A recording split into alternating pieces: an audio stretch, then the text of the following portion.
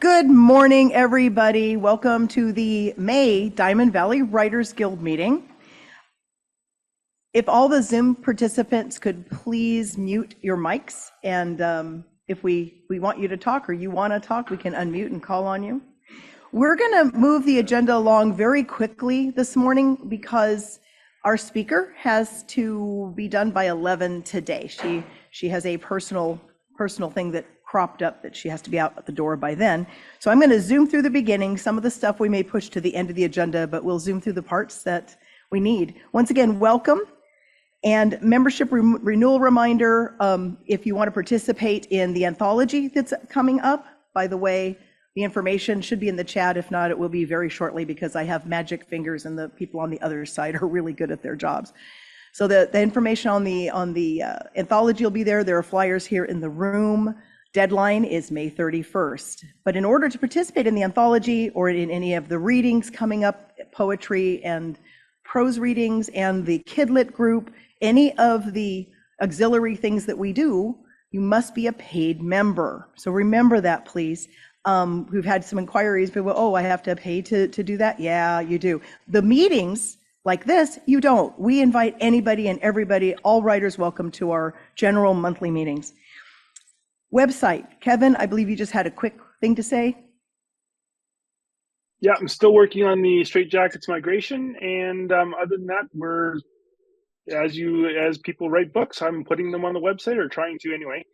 And I just made some announcements for the Kidlit group, and I put a deadline for the priority, so there's actually a countdown right on the homepage. Great, thank you. He's doing such a great job. If you haven't checked out the website, go check it out. I'm sure that that'll be in the chat in a second too. Shout outs, Kidlit, accountability group, new releases, celebrations. Lynette, she is our member at large and just a workhorse when it comes to putting things out for the Guild. Go ahead, Lynette. Hey, thanks, Michelle. Our Kidlit group met last Monday. We're going to start, that was our first one. We are going to meet every month, and we had great participation, and I'm really looking forward to supporting those writers that write any kind of children's literature. We also, don't forget our shout outs. If you have a book launch or news or celebrations of any kind, send them into the Guild's email by the 20th so we can celebrate with you at the end of every month. Excellent. Thank you again, Lynette, for all your help. I want to give both Kevin and Lynette a round of applause, if I can. Member successes. We want to hear about your project starts, your completions, any recent publications. But again, please keep it short because we'd like to get to our speaker as quickly as possible. Has anyone in the room had a recent publication, a start, or a completion of a project you've been working on that you want to share? Oh, excellent. Can you go to the mic? So while you're going to the mic, we'll jump on Zoom and see if anyone on Zoom is. Just take your time. In fact, why don't you come right up front here? That may be easier for you. Anybody on Zoom have something to share? Unmute if you do. Nope, not this morning. Come on. My name's Cassidy. Not recently, it's been on the back burner, but I started my book about 12 years ago, but I put it on the back burner for about 12 years. And so I actually just picked it back up about 2 months ago, and I've been head over heels in love with it. I always tell people it has been the best healing mechanism that I've done. And so my book is about my testimony, my life story, what happened to me, how I'm getting past it, all my therapies, what happened. And I am just so grateful to have this experience, to be able to meet all of you and to be here and really to know more about writing and to see the end result of what this could all turn into. Thank you. Thank you very much. Well, thank you. It's nice having you here, first time attendee. So that being said, we Zoomed. We did exactly what I wanted to do. We're already at our guest speaker. So Lynette, I'm going to hand it over to Lynette, and she'll introduce Allyson. Always works better when we unmute. Here we go. Well, I'm really excited to share a new speaker with you guys. This is Allyson Adams. She is an award-winning screenwriter, director, and costume designer who made her acting debut at the age of 2, playing opposite Elizabeth Montgomery. She had over 30 plays produced, and her musical Howl was played to sold-out audiences. She has also done a PBS documentary called Peace is a Woman's Job, where she wrote, directed, and acted in it. And she has toured the one-woman show for a decade. In 2012, she published a book entitled The Rebel and the King, which was written by her late father, Oscar-nominated actor Nick Adams, about his friendship with Elvis Presley. And she launched that at Graceland. How exciting is that? And she's recently completed a short film called Lana Turner's Eyes. I think we are going to have a great time today. And here is Allyson Adams. Except we got to unmute you, Allyson. How's that? Much better. Thank you. Wonderful. Thank you, Lynette. Thank you so much for inviting me today to give everyone some insights about finding the juice in your writing. This is my maiden voyage on Zoom, so it's a little interesting, but I'm coming to you from the mountains of Malibu. So welcome. We're going to jump right in because I have a lot of things that I want to get through today. If you have some questions, you can put them up on the chat. And if I don't get to all of them, you can email me. I will be emailing. You'll have my email and contact. And so I'll answer any questions if I don't get to them. I want to start with a quote from Ray Bradbury. He wrote Zen in the Art of Writing.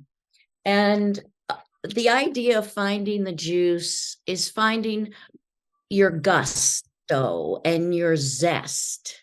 He wrote, zest, gusto. How rarely one hears these words used. How rarely do we see people living, or for that matter, creating by them. Only this, if you are writing without zest, without gusto, without love, without fun, you are only half a writer.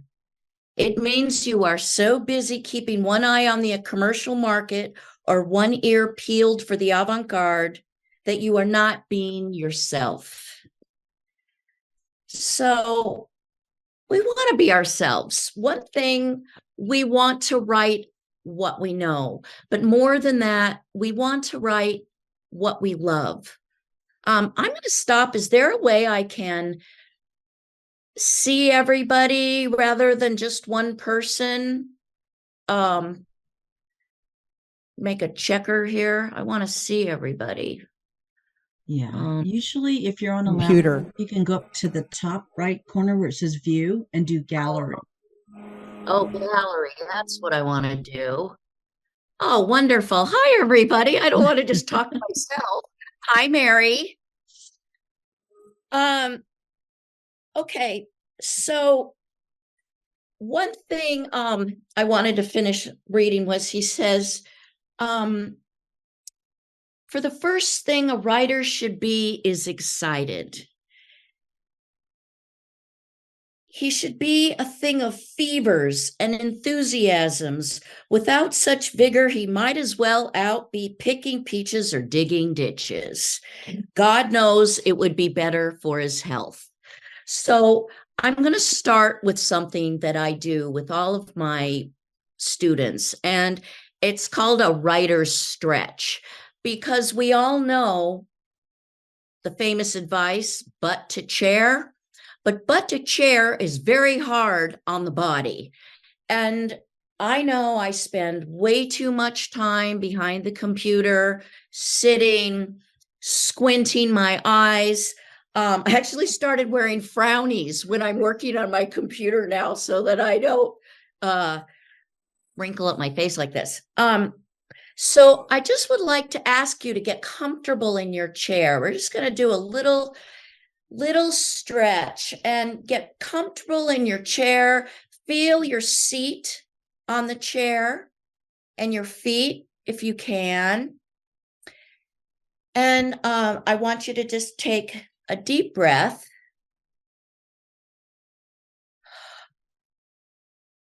And the first thing I want you to do is relax the back of your jaw and open it like a hinge in the back. And send the breath there as if you're caressing the stone with love. And just lower your chin a little bit and breathe and open the jaw and feel the neck muscles and shoulders relax. And just do a little stretch here, roll the shoulders a little bit. Look side to side, check in with your body, see what's tight, and just move the head a little, and mouth, relax the eyes and the back and the neck. And as you're here, taking a deep breath, I want you to become aware of your senses. The best writing comes from being present and being aware of your surroundings. So take a minute to check in and see what are you hearing besides my voice? See if you're hearing anything. Is the air condition on? Is a dog barking in the background? Open up. Listen. Now it's morning. Smell. Somebody got the coffee brewing. What are any smells that you notice? Okay, touch. Are you sitting on the chair? Are your clothes tight? Touch. What we're hearing, touching. Okay, what do we see? This is the sense that most people go to. So just kind of take a little look around, see, and taste. Are there any leftover tastes in your mouth from breakfast? And then there's our intuition, feeling. How are you feeling this morning? We're going to do a little writing exercise first to get going, but kind of check in with yourself. And are you here right now? Are you doing your to-do list? Are you still pissed off about the traffic getting there? Or some of you are sitting in your home, but kind of check in with, like, are you excited? Are you tired? Do you feel relaxed? So we're just checking in. And again, before we write, I want to talk about, what do you love? If you're not excited about your writing, then no one's going to be excited about your writing. My friend just pointed out to me that Amy Tan's new book is called The Backyard Bird Chronicles. And it's a complete departure from her previous work. And the reason is because she became a birder. She fell in love with birds. And so she's writing about birds. And what I like to remind people is that you know so much more than you realize. Like, a student of mine became a writer, and she's a cowgirl. And she did not realize how much she knows about the Montana weather, horses, taking care of horses, people. So what do you love? Are you a history buff? Are you a beekeeper? Do you collect dolls? What is it? Do you love local folklore? There's a wonderful saying. It's called "Tell it to the bees." I don't know if anybody has ever heard of this saying, but it comes from England. It's old. It was an old wise tale that said, if somebody dies, then you need to go tell the bees. And if you don't tell the bees, they'll leave. And when I heard that saying, that folklore, it inspired me to write a monologue, which then became a one-act play. And so little things like that. So think about what really interests you. And so I want to take a moment. We're going to do a quick writing exercise. Does everybody have pen and paper? Great. Okay. So what I'm going to ask you to do is I want you to paint a picture of your morning using all of your senses, all 6 senses. If you need to write them down: sound, sight, taste, smell, intuition, touch. And not only do I want you to write about your morning, using all your senses, but I want you to include some of your deep inner thoughts, some truth about your life. Is there a question you're trying to answer about your life? Is there something bugging you? So I want you to paint a picture, but using the senses, and let's bring some deep inner voice into it. And one other thing I want to say is be specific as possible. And it's like a journal writing. I don't want you to try and get all fancy writer. I want you to write from your natural voice. And I want you to write quick, write fast, because in quickness is truth. If you let yourself think about something too much, just keep writing. Don't censor yourself. And I'm going to give you 3 minutes, and you're going to see how much you can write in 3 minutes. Is everybody ready? I'm looking.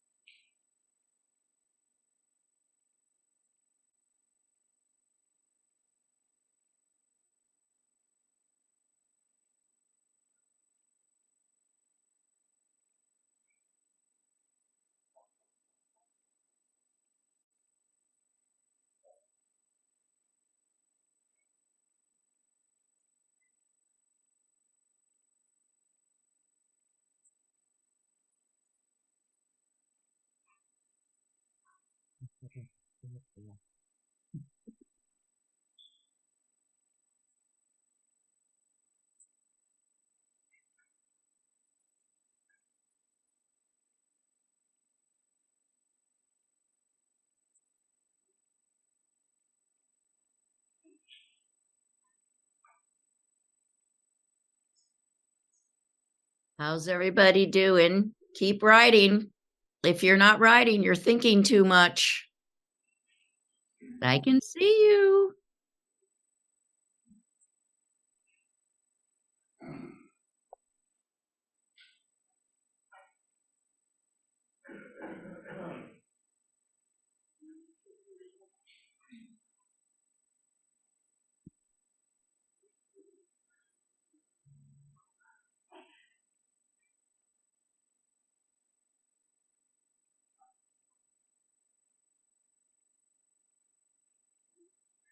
Okay, start to find a place to finish.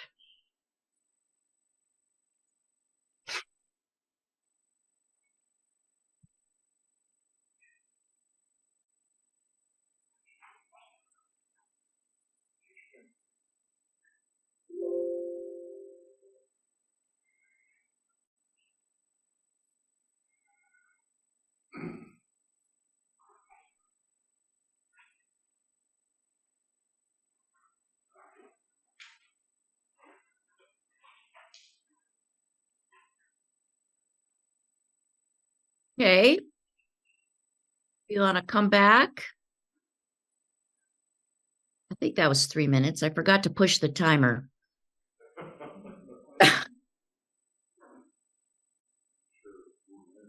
All right, I want to ask you a couple of questions. First, ask yourself, how was it? This is for your eyes only, just so you know. And how was that? Were you able to write without interruption? Did you find yourself stopping, editing, rethinking? That's what most of us do. And I want you to look at your text now without being too judgmental or critical and go through what you've written. And I want you to circle your senses. So circle where you sight, touch. If I didn't tell people to bring colored pencils, but you can do this with colored pencils and give each sense a color, and then your page should look like a rainbow. So circle, smell, touch, sight, sound, taste. I love to write about food. I found out that I love to write about food. But who thinks you can just write about food? Also, the sense of smell is the strongest sense that links us to our memories. So people they smell something, they think of grandmother's kitchen, they think of, it's the strongest sense. Somebody's cologne can remind you of somebody you knew in grade school. I recently worked with a woman who was deaf, and it was interesting how much she used the sense of smell. It was wild. And touch. So you've circled your senses. Now I want you to underline any I statements or any inner thoughts, truth, any feelings.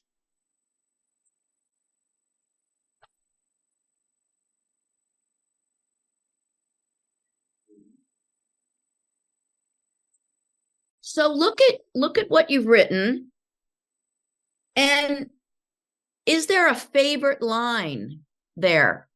Is there something that's got some juice for you? Just see if there's a sentence, a line, something that was going somewhere.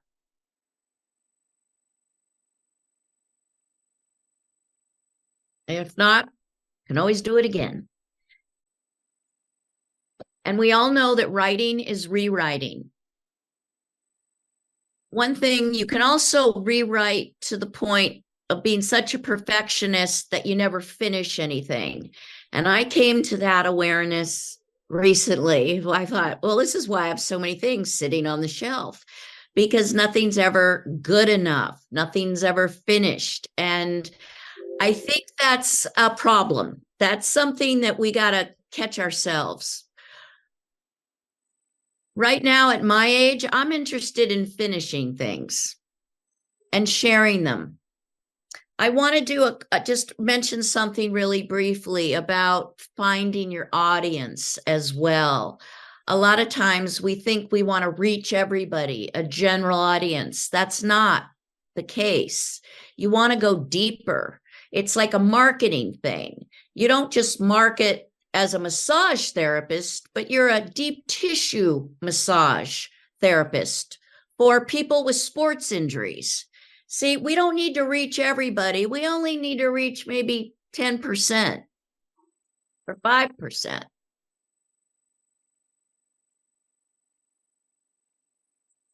So see if there's any interesting sentences. When I worked with Jim Crusoe, he said to me, he's a creative writing teacher at Santa Monica College, and he used to say, I'm interested in interesting sentences. When I work with people face to face,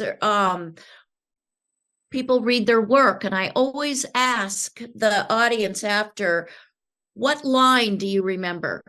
What do you remember? And it's always the image or something neat that touches them. Like, here's a heavy one. She could not remember her mother ever hugging her. Here's something. He always buys pork rinds and Wrigley's spearmint. Nobody chews that anymore. So if you can find any humor, put that in. I always say, if you're a humorous writer, put that in at the beginning. Don't wait till page 5 to let us know. Trixie's bangs look like a fresh baked croissant. Can you raise your hands? I'm looking at this group. Did you find anything in your writing exercise, any kind of jumping off sentence? I'm thinking. Yes? What does that mean? They wanted to know what you mean by a jumping off sentence. That means a sentence or a thought that has some juice for you, that's got a spark, that's interesting, something. So we're going to move on to another exercise, and don't worry about this. It's just a writing exercise to get everybody going. So how many of you are trying to decide what you want to write? Some of us have book ideas, a script idea. Some of us are in the middle of a book. We don't know which chapter we want to start with. Okay, so we're going to do what I call finding the juice. It's a hat trick. So I want you to take 3 pieces of paper, small pieces of paper. And I want you to think about the 3 possibilities, the 3 ideas that you're trying to decide what to write. So if there's a book idea, if there's a story idea, script, so let's find 3 possibilities of a project you could work on. So just write it on a piece of paper. Think about it for a second. 3 different pieces of paper, and then you're going to crumple up the paper.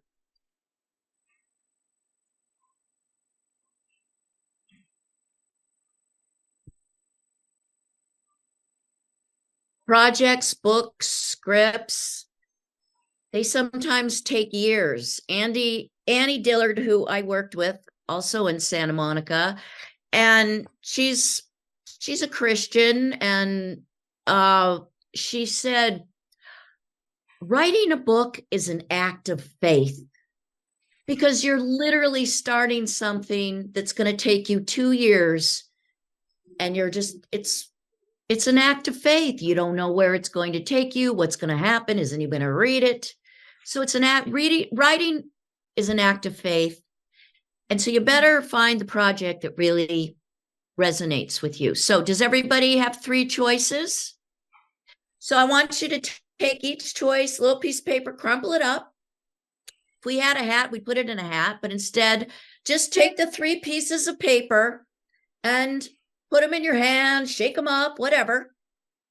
And before you open it, we're going to do it together because I want to see your faces. This is the best part about doing it.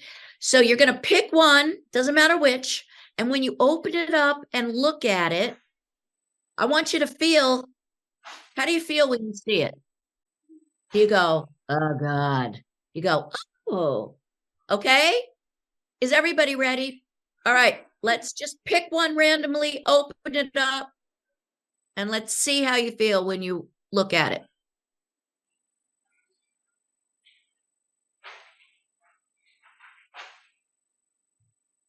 Oh, I see some smiles. Okay. All right. So register that. And now let's open the second one. Pick a second one.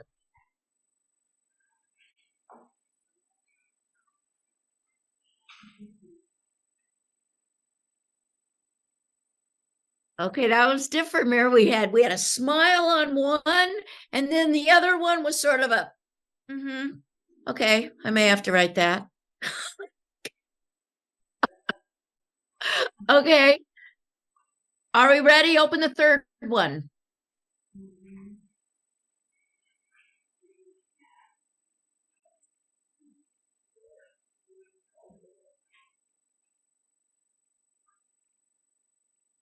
Okay.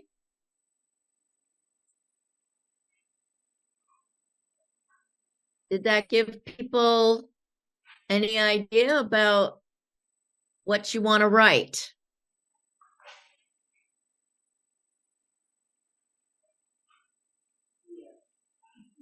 Yes. Let's see. Why aren't you? Oh, that was it. Okay, let me see if I have. Okay.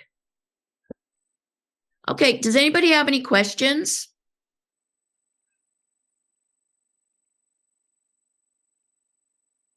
There's none in the room. There's none in the room. Okay. All right. Or is there? So- Wait, hold on a second. Someone was looking back at me. Did you want to speak, say something, ask a question? No? Okay. If you do, head towards the mic. Okay. So did everybody get some information out of that exercise, hat trick? Oh, good. Nodding faces. All right. Great. Okay. So take that one idea now.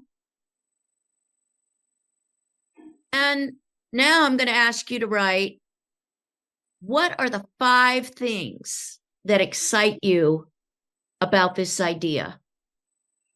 So if it was a script, would say, oh, I got to have that scene with the horses galloping across the horizon.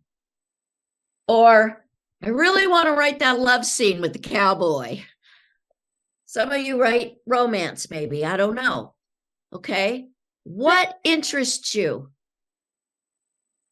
Is it the history of the place? What is it? So write the 5 things that interest you about this idea.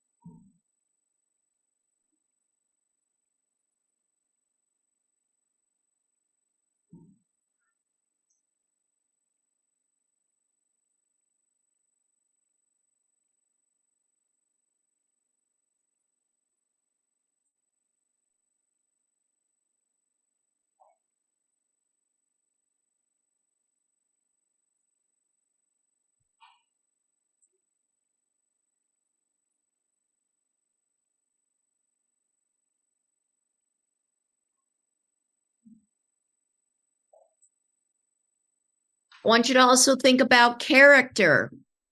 Is it you've been dying to write about this person that you knew in college for years? Is there a crazy neighbor that, they say being a writer is the best revenge. So, uh, so, is there something you need to get off your chest? This is the best way to do it without hurting anybody.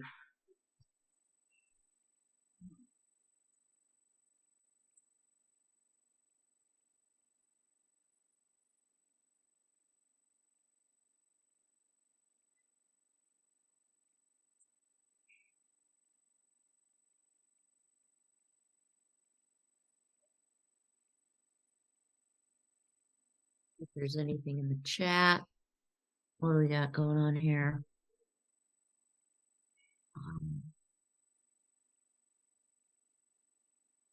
Did somebody have a question? Valerie? Did you have a question? Can I unmute you? How do I? She has to unmute herself. Valerie, you need to unmute so I can hear you. Valerie, you're still muted.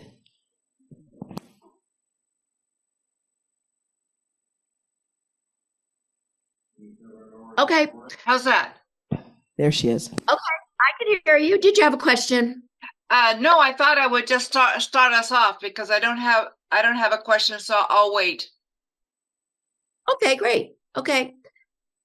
So what I do is I write Western romance, memoirs, and haiku. And so when I unfolded my little rumpled pieces, I came up with haiku first. And I didn't come up with 5 subjects, but I did come up with 4.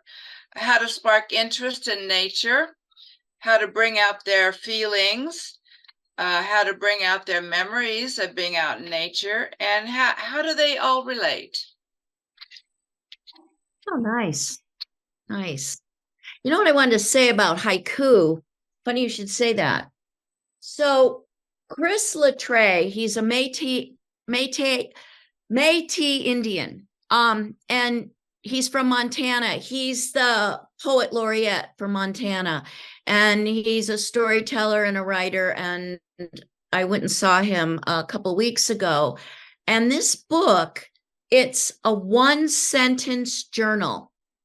Now, Hemingway wrote 2 pages a day, and he wouldn't read them for 3. But Chris wrote 1 sentence a day, and then he published this book. And it really is amazing. If you write 1 page every day, that's 365 pages in a year. If you write 2 pages a day, that's 60 pages a month. I mean, so it's really the consistency of writing and getting your butt to chair and writing quickly and not going back constantly and rewriting. Let's see. I'm just going to pick a sentence of Chris's here. Okay, this one's called Spring. I'm already missing the snow and its stories of critters moving to and fro. Okay. Daylight savings upon us, but it's still dark early. A storm blows in on thick clouds, rain, and shuddering waves of wind. 1 sentence a day. Okay, did you find the 5 things that interest you with your idea that you picked? Yes? Does somebody want to share a couple things? You're writers, not talkers. I see that. Okay. Anyone in the room want to share? Come on, guys, don't be shy. Go to the mic. Yes, go to the mic. Thank you. Go ahead. Introduce yourself at the mic. Glenn Willis. And I hate to say that I think I picked what you might consider the boringest thing. I'm excited about making a resume recently to re-go into business. I'm 71, I've been retired about 10 years and just wanted to augment it. So the 5 things that I was excited about were my name and what do I do. So who, what, and then what, when is why do you need me? I fix houses, I fix anything. I'm the best. If you see my shirt. I can't read it, no. Okay, it says, if Glenn can't fix it, no one can. All right. I live with one of those guys too. And I'll tell you what, you really are a dying breed because nobody can do anything anymore. So you probably are very much in demand. The fact that you want to work. I fix. Go So ahead. then I had, who can vouch for me? I thought, I'm not quite sure where that fits in the who, what, when, where, why thing, but who can vouch for me? And how do you reach me? Contact. So I wanted to put these in a letter with pretty stationery I'm making and just then I figured I'd stop in at property management places who need somebody for small stuff. That's a great idea. That's a what great I'm idea. Sit down. Glenn, Yes, ma'am. it's very important that you know that there's a need and that you can help it. How are you going to help them? And that's what you want to tell them, what your skills are. And I think starting off resume, it's really important, maybe even a little mission statement, even something a little personal, like I've loved to fix things all my life, something like that, something little catchy, or like what you said, if I can't fix it, nobody can, right at the top. Thank you. Mary, yes. Hi. Unmute yourself. How's that? Can you hear me? Yes, I can. You can? Okay, so here's what I had. Dragons. So, first of all, the imagination of dragon lore, as in flying, what it's like. The intelligence of dragons beyond human intelligence. Dragons belong in a different universe, yet it is always connected to ours in some way. And who is truly in control of humans? Dragons. And the last is just a visual I had writing this down was a young woman is escaping down a very small river while a dragon and a phoenix is fighting in the sky above a huge community, trying to figure out who will control the humans in the future. So there you go. Great. We got a little sci-fi fantasy going there. That's great. That's great. So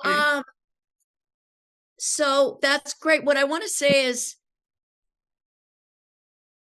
the dragon is a character, right? Is the dragon going to be a character? Yes.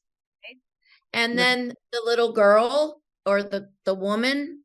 Young woman. So all of you are writing stories, whether they're about yourself or somebody else. So let's think about a second about character. We're going to all need a character. So characters are very important and they're the most fun. And for me, and I want to tell you a little bit, I've studied with everybody. I've taken more writing classes with more people. And I want to tell you somebody who I love, who's been one of my teachers, and his name is Jack Grapes. And he wrote Method Writing. Write this down if you want.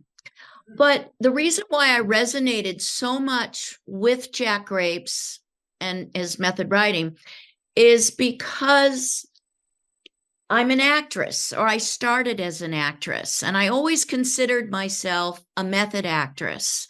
And when you're an actress, you're working on your character, you're working on your feelings, you're working on your past.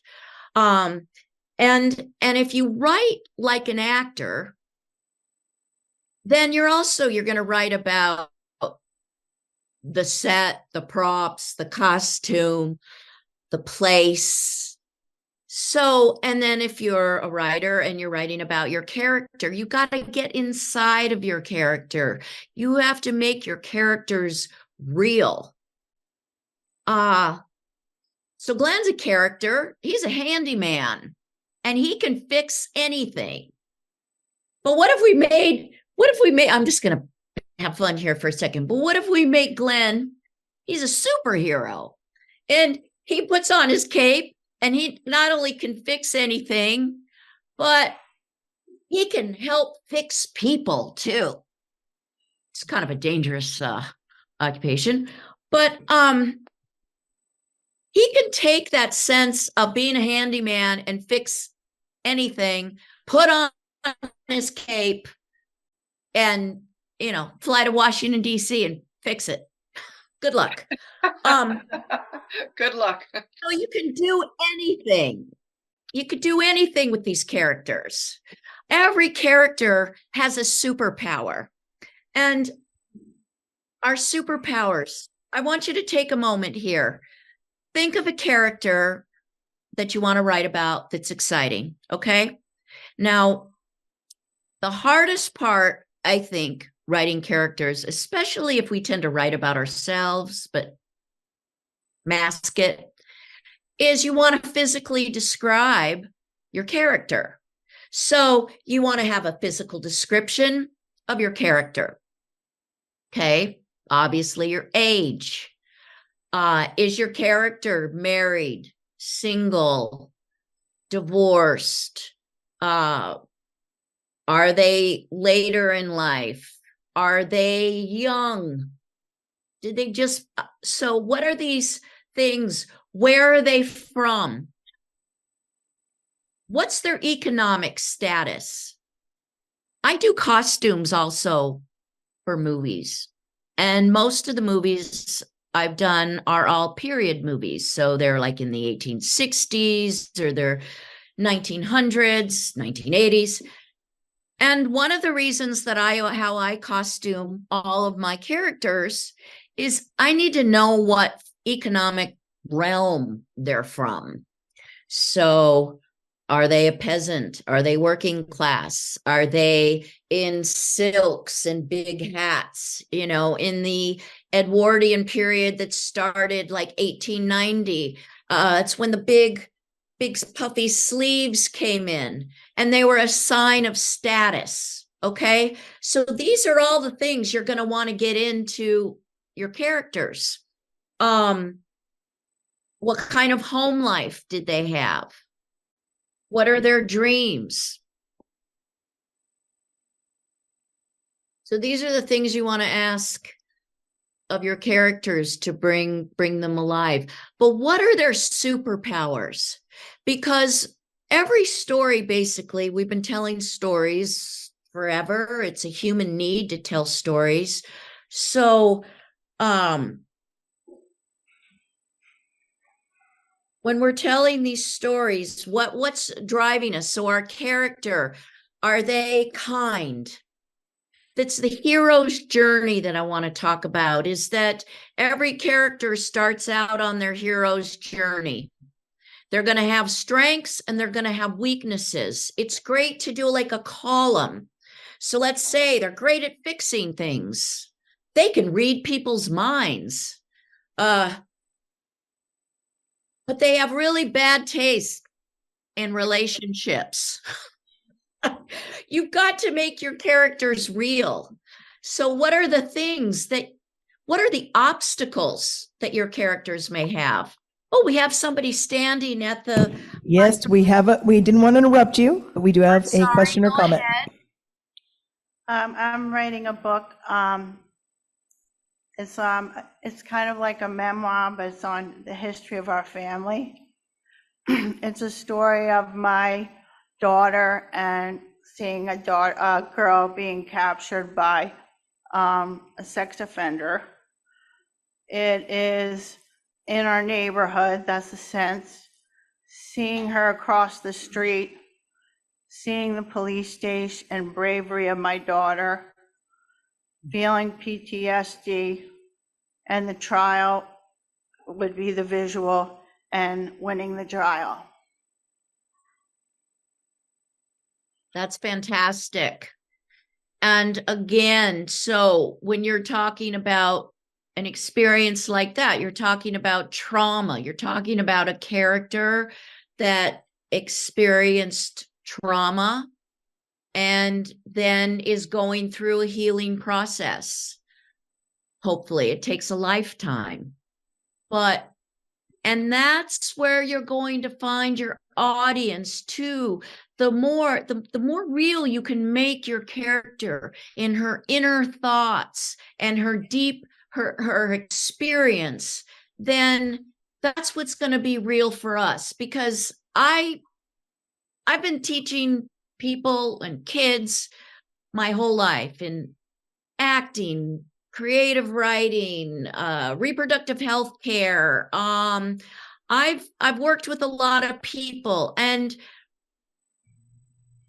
a lot of us are the walking wounded. It's amazing what people live through and what we go through, and how we continue to show up for life.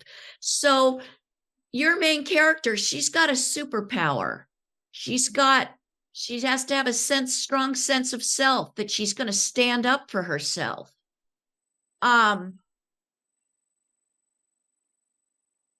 And again, you're writing about what you know, a real experience, and you're writing what you know. And so it's going to have depth. Thank you. Is there somebody else? A question? Anybody? Here comes somebody. Please introduce yourself. Yeah, my name's Ross. In the 1950s, in a small Central California town, my mother's a high school student pretty much single-handedly desegregated the pool by way of a letter writing campaign. So I'm also an actor. There we are. A filmmaker. So anyway, and a writer. So I've already written a short script on it. I'm working on a feature-length script and actually contemplating a book. But anyway, this was very good for me. These are the 5 things that I wrote. The number 1 was doing the production of the short film. That's going to be really neat. 2, finding an actress that captures my mom's character, because my mom was a character. 3, using my mom's story to connect her with family and friends. 4, making my mom's story and its significance known to the public. And 5 is watching the response from the community to this part of local history. Okay, great. Thank you. What was your name? Ross. Hi, Ross. Thank you, Ross. I'm really glad you shared, because I want you to try something else now, because there's no right or wrong.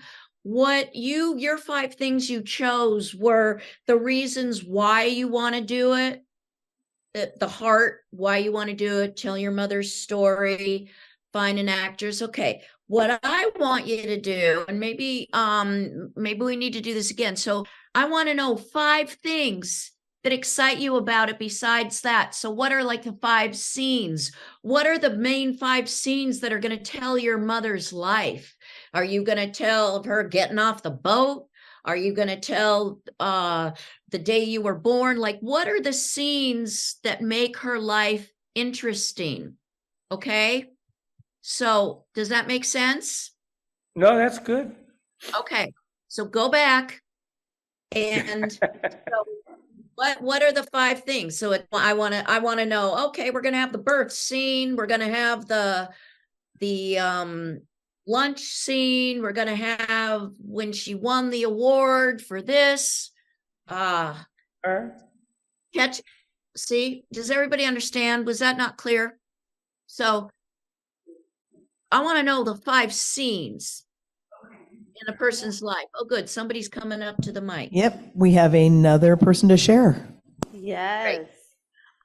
So I'm writing a similar memoir, traumatic experience in my life. Something that I am kind of interested in is understanding my story. Number 2, reaching out to others to let them know what God can do in their life, because He did that in mine. And number 3 is to share my deeper feelings, and that is something that I really need to work on. But I only have 3. I don't have 5. That's okay, and that's great. That's a great place to start. Now I want to hear specifically the scenes, not now, but you did what Ross did, which is you wrote about why you want to write it, which is really, really important. You want to get the message out there. You want to communicate to people. That's great. Now I want to know the 5 things that are going to be interesting about your story, the 5 scenes. Like the lady before, she's the trial, that's a scene. That's a section, okay? Possibly the assault is one, okay? Another 3rd scene is when she tells someone about it and decides to go forward with her story. You see what I'm talking about? I'm picking specific scenes in the story. So like different sections, right? Yes. Yeah. Okay. Yes. So I do have that in my book. I have the before section, before my incident, the initial incident, my recovery, my rehab, my how I woke up, which was my dog licked me in the face. My next story. That's a great, see, that's the first time somebody said something specific about the senses, right? A scene that brings all the senses and the story and the character. That's amazing, that image. I'm going to riff on that for a second. That is a real image moment there. You can start a movie with a woman lying on the ground and a dog licking her face and her coming to. I mean, that gives me chills when I think about that. You want people to love your story, put an animal in it too. They'll still, but and I saw that somebody said chicken for the soul is looking for dog and cat stories. Okay, so that's an image. Okay. Right there. So I want people, she just gave a great example. Okay, great. And then the other thing that you said is it's the inciting incident. We all have to begin with an inciting incident in our script or our story. Okay, an inciting incident where we introduce our character, and we introduce our character in some kind of jeopardy. Well, the first thing that you begin with the hero's journey is you show us the ordinary world, and then we see how the world gets rocked, how it gets pulled out from behind the character, from out under the character, and how they're going to survive. And who are their helpers going to be? Okay, so I mean, this is all basic stuff, and I'm just throwing stuff at you, but kind of going with where I feel it. is your characters. What do they want? Again, we're back to acting. What does an actor want? What do you want in the scene? What is your character's intention? Is your that's what you've got to know. Your character's intentions, that's what's going to drive the engine, okay? All the mysteries. Every show I watch, I love these Nordic noir. I love the mystery thing.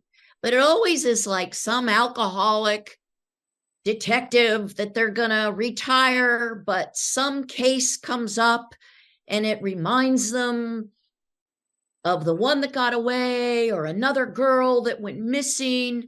And all of a sudden, they're not retiring. They're going to quit drinking because they have to. They have to solve this case.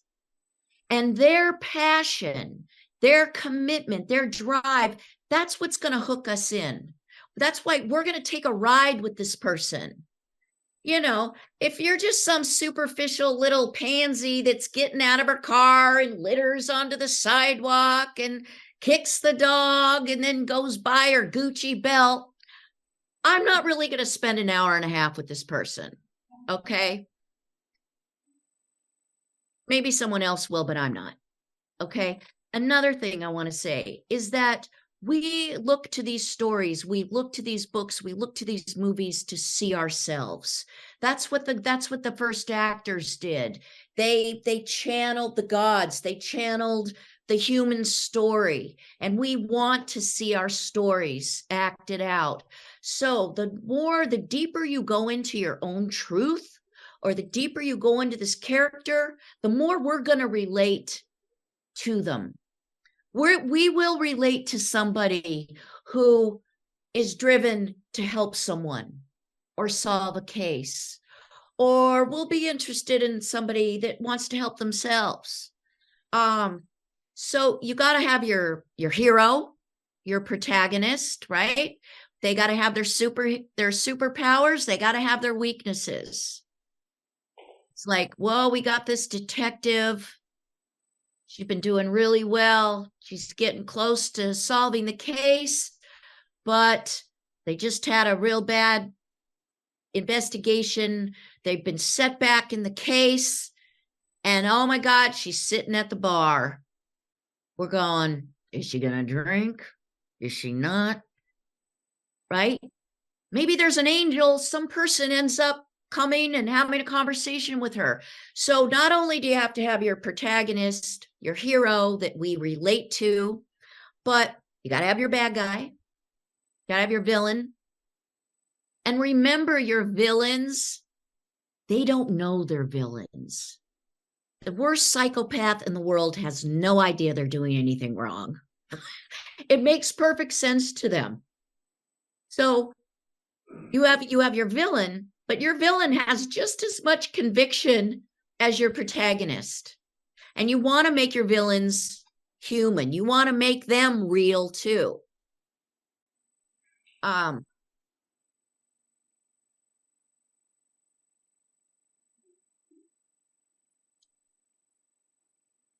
So you have your characters, you have to have your protagonist, your antagonist, then you're going to have your helpers. In the hero's journey, and Christopher Vogel wrote The Hero's Journey, but I will tell you that Joseph Campbell is the book, The Power of Myth. And you know, that was Steven Spielberg's and George Lucas's Bible. That's what George Lucas based all of Star Wars on, was the hero's journey. Every single character. So you've got your hero, you've got to have your helpers. You got to have the person that shows up out of the blue to help the person. But you also have to have the obstacles, those obstacles that keep coming up.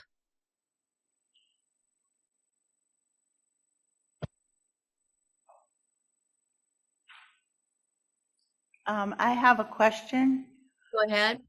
I want to write this story, but I don't know where to put sense in my story about an incident that happened with my daughter.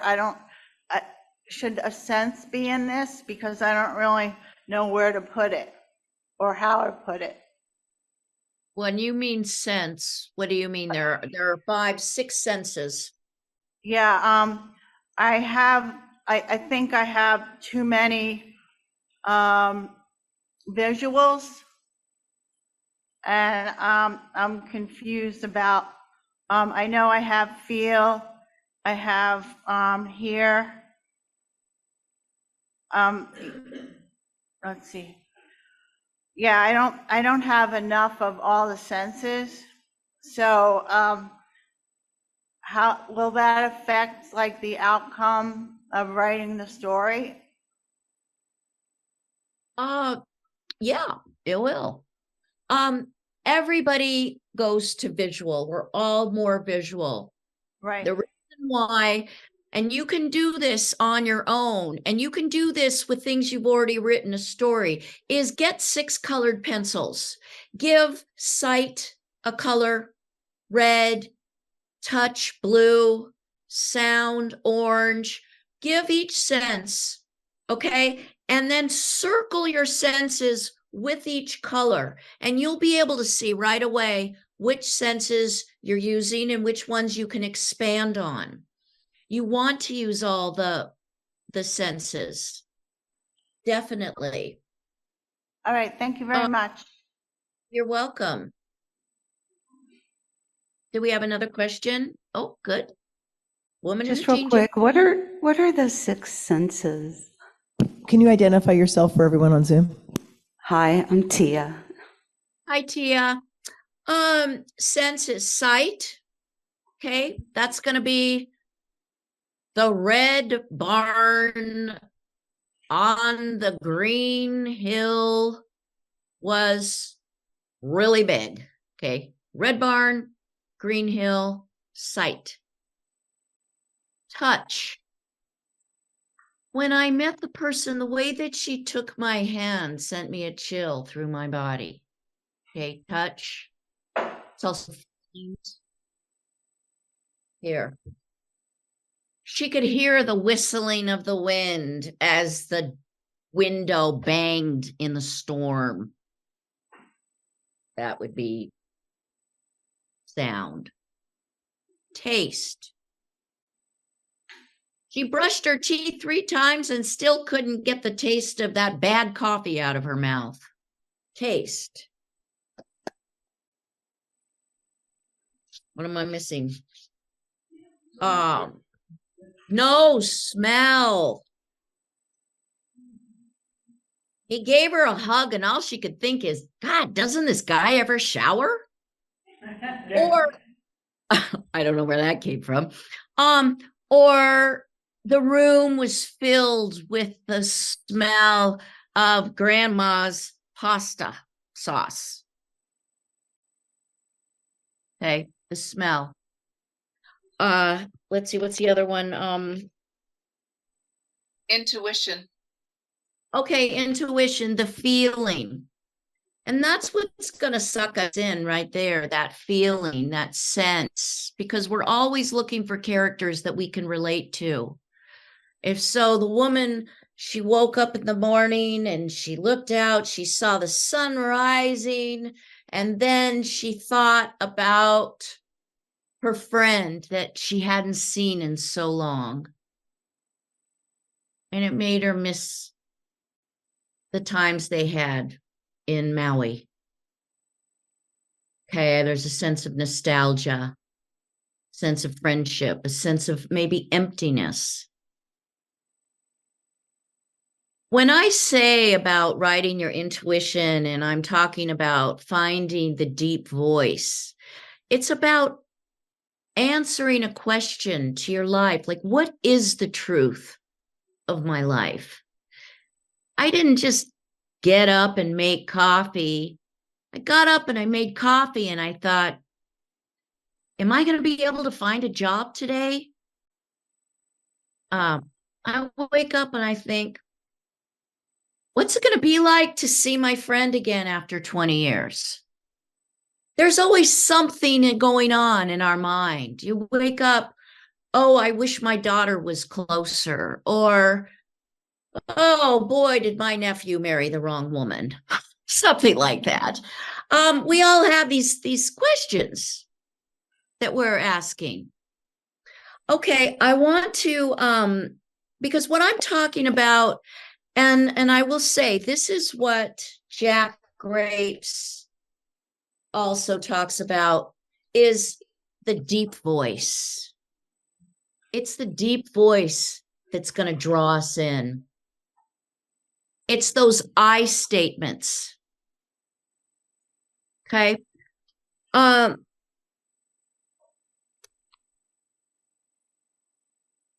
also want to talk about something that we call it an image moment.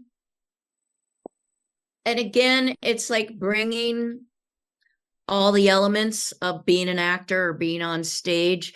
It's as if every scene, when I say you're writing a scene, you're going to be using all the senses, but you're going to do an overall set. So you want to place your story. Where does the story take place? Is it a Montana story? So are you going to open with the snowstorm in the mountains or the whiteout? You're going to give us a sense of place. And that's why you want to write about the places that you know, so you can really bring us inside. Then there's the overall. Then there's like, are you in a house? Is it the kitchen? Okay. There's the setting. Then what's the set? Is there a big stove in the kitchen? Is there a wood stove? Is there a big window that looks out? Want to paint the picture with the thing. What are you sitting at the table? Is there a table? What are the props? A prop is a pen. You want to add props, little things.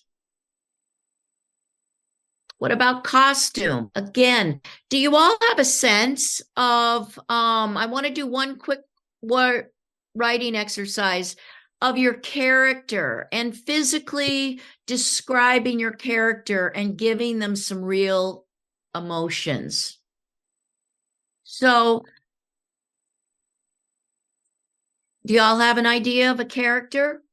If I was going to say, so let's write 3 sentences about our character. 3 sentences. What they look like your dragon, Mary. What color is your dragon? What kind of eyes? Okay. What does your character look like? 3 sentences. What's their superpower? And what do they want? That's the most important question. What does your character want? Does your character want to heal? Does your character want justice? Revenge, love, fame, fortune, sex? What does your character want?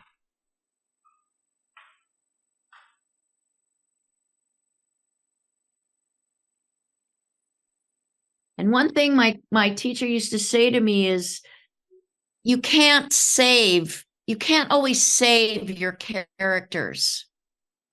So your characters have weaknesses. I mean, I put these characters in this situation with all these problems. It may not be a happy ending. Or it may, but it's okay. We can't always save them.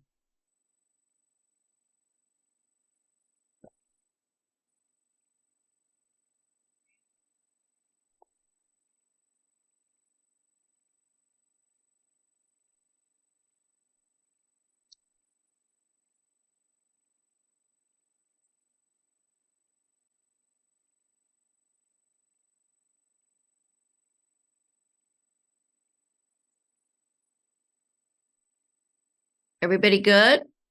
So have some ideas? Can I hear a couple?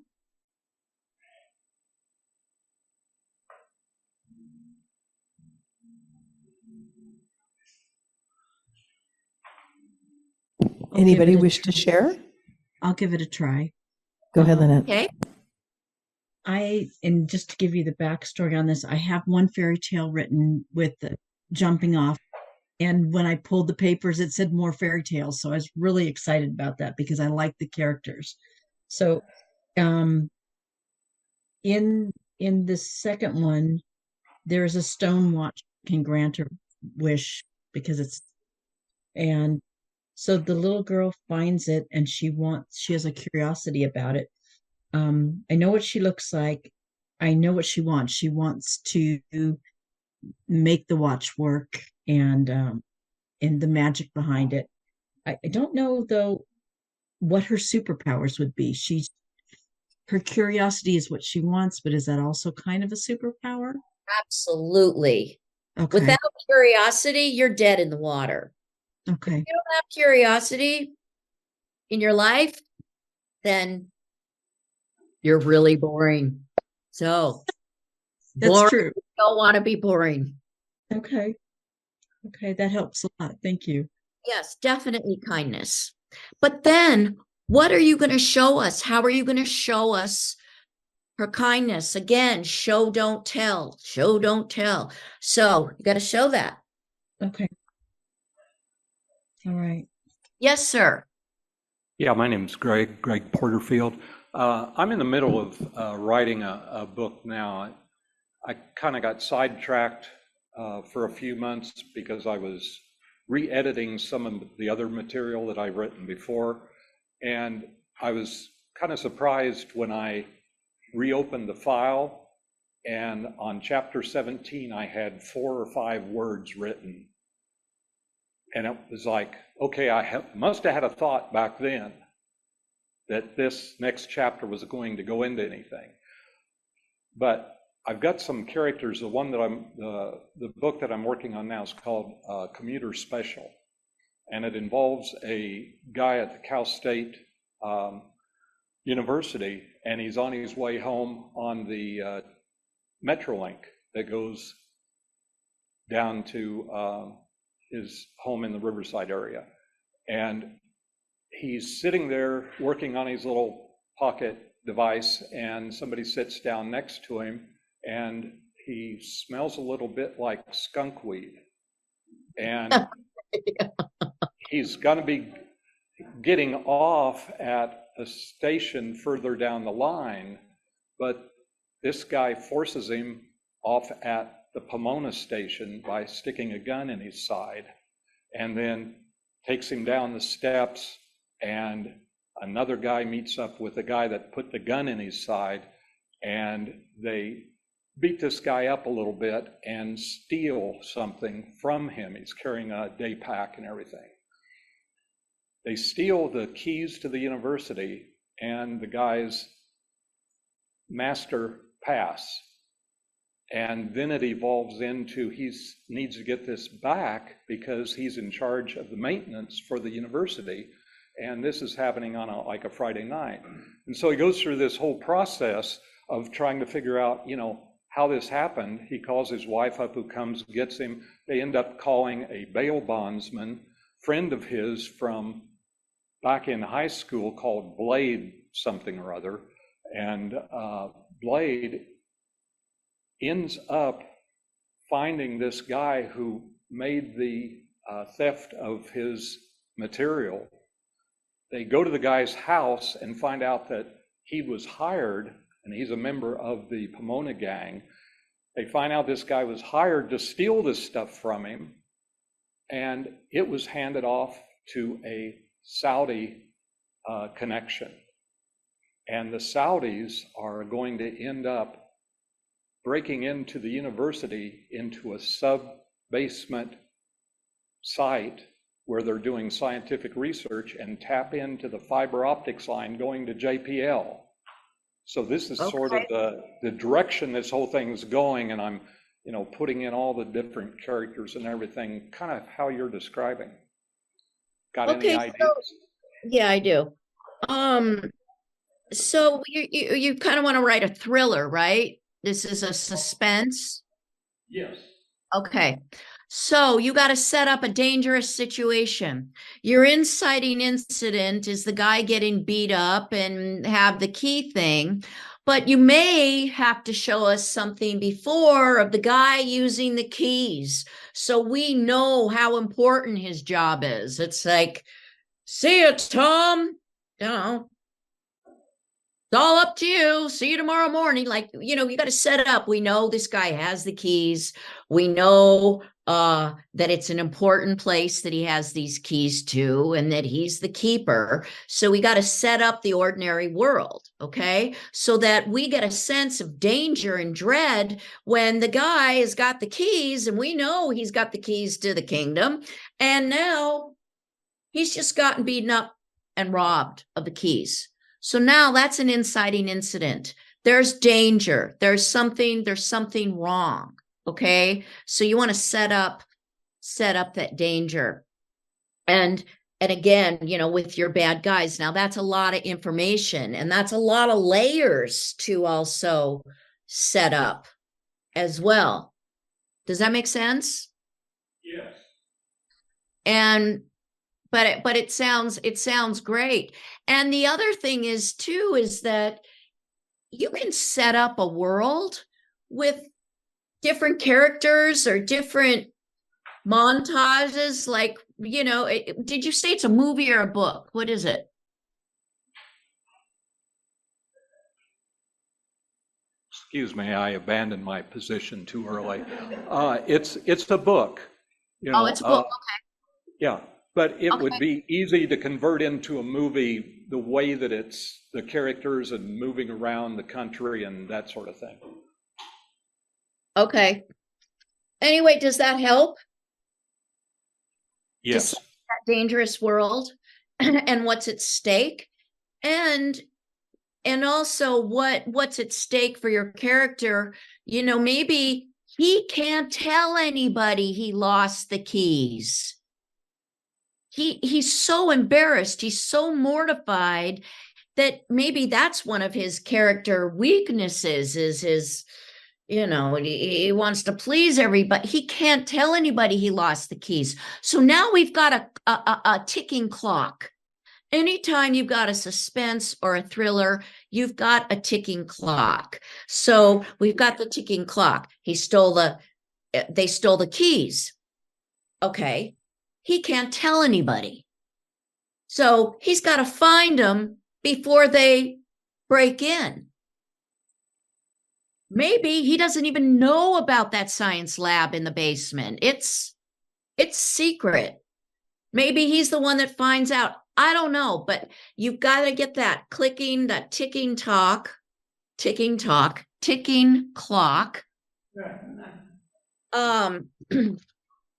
And one thing I want to say briefly too is about first lines. I said interesting sentences. Your first lines are very important. Your character dialogue is very important. Listen to how people talk. Listen how they say things. Anyway, go ahead, ma'am, miss.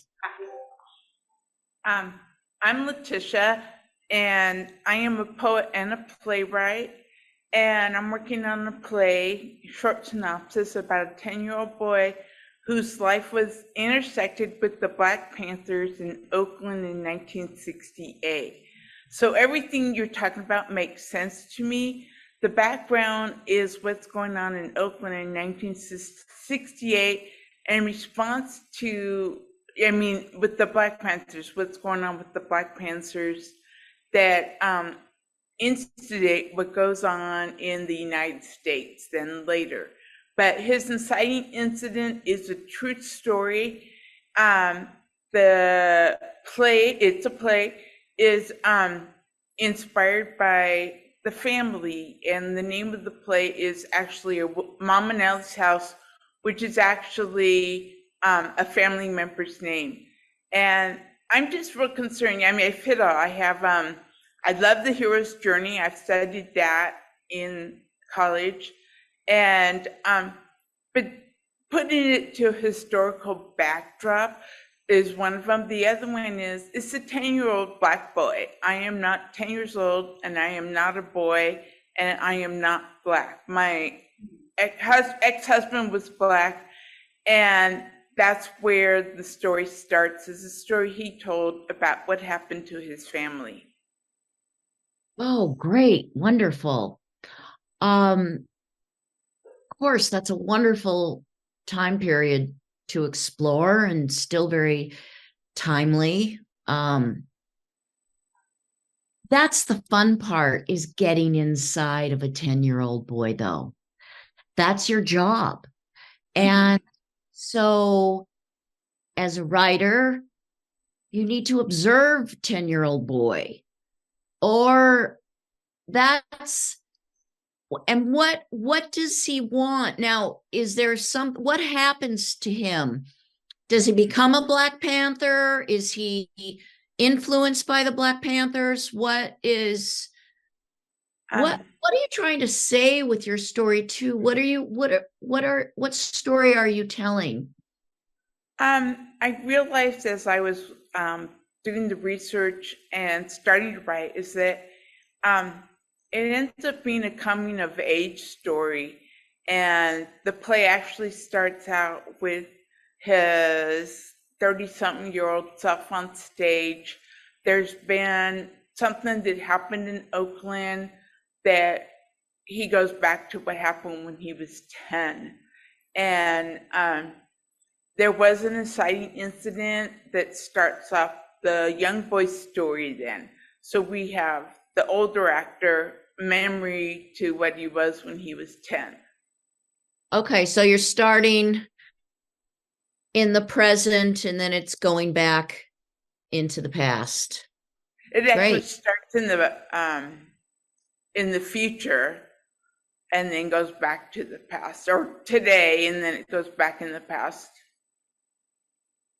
Great. And then do you have the other characters that influence him? Yes. Or the his family and his grandmother, and then a reporter comes along the way, and she is extremely influential in what happens to him. Okay. Sounds wonderful. Now, again, how are you setting up? You're going to use all the senses and your images. Okay. You're going to have the beginning, sound, music. Music's a great place, great way to establish period. Okay. Costume, again, the 60s. That's how you're going to establish things. Now, remember how people talk too. A lot of times I hear scripts and people are saying phrases that they didn't use then. You know, we use so many different phrases, and you want to bring the dialogue back to then as well. It sounds really good. I don't know if I answered your question. I'm looking more of how we fit in the historical period where his life has been intersected by the Black Panthers, but the story is not about the Black Panthers, but the Black Panthers is a very historical part of our history. And how do you fit more of that in? The story is not about the Black Panthers. The story is a memory story about the young boy. A memory play, well, it's like the Glass Menagerie or something. I mean, I think it's done all the time, and it's a great vehicle. It's a great way to do it. You start with your character in modern day. It's a man, and then it's through music or a light transition or something, and then you have the young boy come on. Or, another way to establish character, and I don't think this is cheating, they do it all the time, is to have another character talking about the character. Oh, okay. Okay, I like that. You could even before we meet the young boy, we have his grandmother and just say, she comes in, there was always something restless about that boy. He could never sit still. And I never saw him when he didn't have a book in his hand. Thank So you. we get a sense of him. Okay. All right. We're getting kind of, you're welcome. You're welcome. And Yeah, good luck. Allyson, it's 11. I just wanted to remind you. Yeah, that's great. Okay, well, we'll wind this up. So what I wanted to say here, I have a quote I wanted to leave you with, if I can find it. Here it is. And before we go, I hope that this helped. One, we covered a writer's stretch. You got to take care of yourself as a writer. It's hard on your body. We talked about the senses, writing with the senses. We talked about finding our real voice, a voice that has something going on. We're looking for some truth. We looked at what projects you want to write, the 3 things, what the one is, the 5 things that excite you about it. We talked about character, first lines, interesting sentences, and writing interesting sentences, and writing about what you know, what you love, what excites you. Okay, here's a quote I want to end with. And there's a lot of, I will look at these questions real quick, but also I do writing workshops. I do them in Montana. I do 1-day, 2-day writing workshops. I consult anybody that's interested in future workshops. You can email me at AllysonAdams.com or AllysonAdams@Mac. Do they have my spelling of my name? It's Allyson. It's been in the chat and it's been published all over our website and our emails, great. so they've got it. Okay, so you can all reach me if you want. Let me read a quote to you. It's been really wonderful to spend time with you. You all have interesting stories. It's very exciting. I love working with writers. We really are our own breed. We are our solitary creatures that enjoy our own company. And just don't be too lonely, writers, okay? Take care of yourself. Don't smoke too much. Don't drink too much. And here, I'm going to leave you with a quote. You don't have to understand what the hell you're doing. Just do it. The need to understand before acting is often the path to inaction. You can proceed half blind into paradise. Sing with your eyes closed. Dance as you type. Give in. So I want to thank you for joining me. And good luck.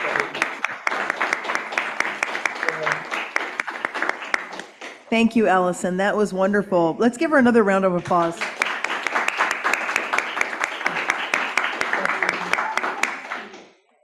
Boy, that was a lot to pack into a little over an hour there. We really appreciate you coming. Any last words for our group? Or those were the best last words you had, right? That's it. Okay. We're going to move on to, before I introduce the next, thank you so much again. Before I introduce our speaker for next month, we just have a couple of more cleanup announcements. I saw in the chat that Kay had a success she wanted to share. She didn't get a chance to because she has no speaker. So I think Kevin was going to do that for her. Kevin? Yeah, now I just need to find it. It's way back in the chat. It was the Chicken Soup for the Soul is looking for, or they have a call out for stories about dogs, cats, and grandmothers in 3 separate books. And she's submitted one for dogs and one for cats, and she's working on one for the grandmother's book. So that was her announcement. All righty. Hello, everyone. You probably thought you got a reprieve last month because I wasn't here, but I am back, and I am here to say that we are still looking for volunteers to help with the hybrid system. So if you want to come hang out, want to learn how to do it, anything like that, once again, we are here every morning at about 8 to 8:30, setting up before the meeting. So if you want to come see how we do it, or just want to help out, or if you want a free donut, because sometimes we have donuts, please come and hang out with us and learn how to set up the hybrid system. It's especially helpful because sometimes, we're all either out of town or sick or, hospitalized because our foot's got cut off or something like that. So if that's the case, the hybrid system won't be able to work. And if you want to learn and help it run and help the guild run more smooth and more better. Wow, I'm a writer, aren't I? Is that just 8 or 8:30 the day of the meeting? Yes. Yeah, it's the next meeting, it would be 8 or 8:30. 8 or 8:30. We try to get here around 8, but yeah, you just come in through here, or if that door is open, you can come and you can just walk right in until you want to help. All right? So thank you so much. We hope to see you next month to help with the hybrid. Thank you. That was Jessica Bruce, our treasurer. Thank you. Okay, any more successes or announcements that we missed because we zoomed through the beginning? Anybody in the room with a success or announcement? Greg has one.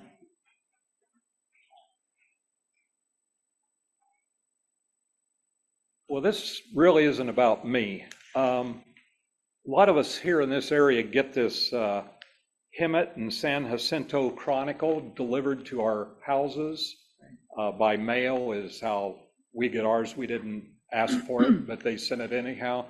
And I was just looking at this thing before the meeting today and noticed something kind of interesting because some of us might remember Ray Strait. The 17th of this month is his 100th birthday. Wow. And it's got just a little bit of information about Ray and his life, and they go back to 1924 when he was born and have some of the highlights and everything. It's got a nice little picture of him, here and his service in the military.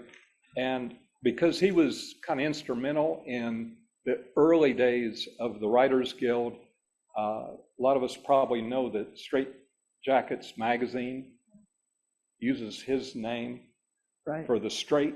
That's why we can never spell it right, because it's spelled for his name. Correct. But just thought I'd bring that up in case anybody knew Ray or was thinking about him here as he turned 100 years old. Hope we all make it. Wow. We'll send him out an email. That's wonderful. And Ray Strait is a legacy member of the Guild, somebody who is from the beginning, and he'll be a member forever. So, and his books will stay on the website forever as well. Okay. He's still alive. He's still alive, yes. He's not dead yet. Karen, you have It's something? pretty hard to celebrate your 100th birthday if you're not alive. There you go. Anyway, I've been stalled on a third book, but tonight I'm going to an open mic, and as you know, I do comedy. But the people that are involved in this open mic do something called spoken word. Well, I looked up spoken word, and it's another form of writing, actually, which has no rules. That sounded great to me.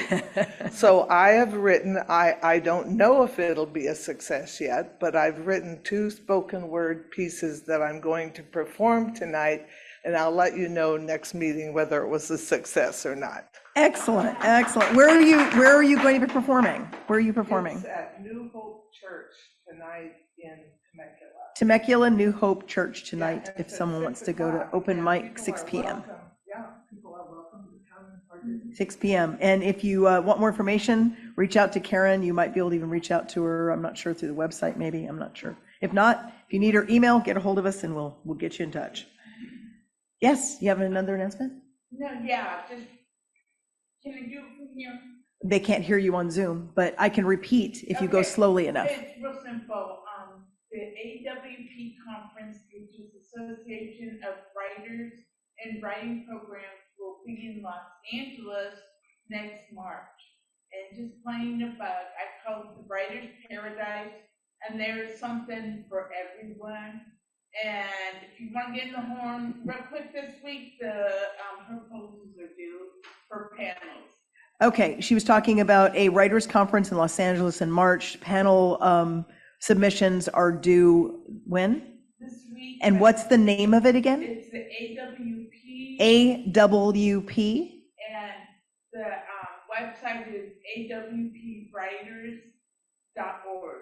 awpwriters.org, if you want to look it up, awpwriters.org. Thank you. Thank you. Okay. Any other announcements, writing related announcements? Anything on Zoom? Not seeing anybody. Remember, if you have not renewed or paid your membership, it's only $25. You can either give a check to our treasurer today, cash, you can go on to PayPal, whatever you would like to do. We'd love to have you as actual members. Next month, our speaker is going to be speaking on the PI procedural. And his name is Dennis K. Crosby. He is an award-winning author of the Cassidy Simmons novels, Death Legacy, Death's Debt, and Death's Despair. Those are his 3 novels that are out. Since 2020, he has published these 3 urban fantasy novels and 9 short stories in the horror and supernatural thriller genres. Dennis holds a master's degree in forensic psychology and a Master of Fine Arts in creative writing.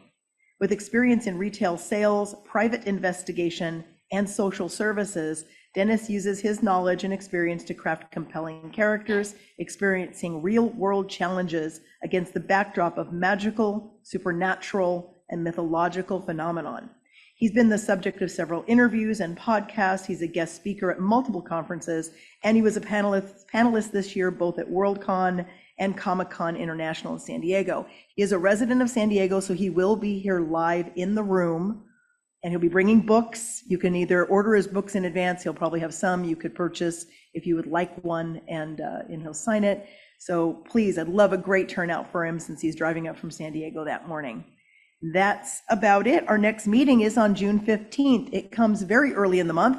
That 3rd Saturday is real early, so don't miss it. Don't think that you're on the wrong date. I'll send out lots of reminders getting into that next meeting. Is there any last words, comments, or needs? Anybody? Okay, well, gosh, thank you all for coming. It's so nice to see so many new faces, so many, I'm not going to say the word old, Karen, so many familiar, haven't seen in live in the room for a while, been on Zoom so much faces. Yes, we still go. Oh, thank you. We go for lunch at Emilio's at noon. We have a standing reservation. I'm sorry, all of you on Zoom, you're too far away to make it in time. But, hey, if you'd like to join us, just hop on a plane or a train. No public transportation for you, Kevin. Sorry. And that's an inside joke. Kevin actually works and has keys for a university. And if you were to lose them, he was extrapolating in the chat all the things that might happen. So Greg will talk about that. Anyway, that's it. Thank you all again. Emilio's noon, and I'll see you in June.